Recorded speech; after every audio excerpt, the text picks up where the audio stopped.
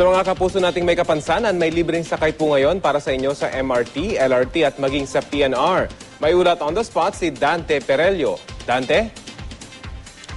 Sakay nga sa LRT, MRT at PNR ang handog ng DOTC sa mga may kapansanan bilang pakikiisa sa International Day of Persons with Disabilities ngayong araw.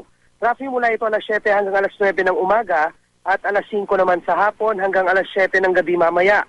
Kailangan lang nilang ipakita ang kanilang Transportation Discounted Fare ID o Discounted ID Card for PWD galing sa National Council on Disability Affairs at Local Government Unit. Pero sa ating pagbisita kanina, Rafi, sa North Avenue Station ng MRT, kapansin-pansin ay ilan lang ang may persons with disability na nakita nating sumakay. Sa haba kasi ng pila, pahirapan bago makasakay ng elevator. Wala ring escalator rito at hindi na ipatutupad ng maayos ang special lane para sa mga persons with disability.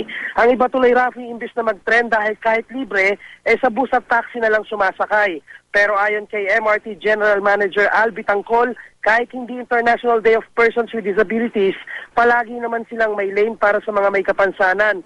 At ito rin daw yung parehong lane na ginagamit ngayon.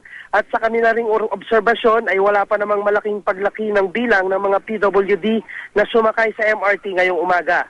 At yan ang mainit na balita mula sa Quezon City. Balik sa iyo, Rafi. Maraming salamat, Dante Perello.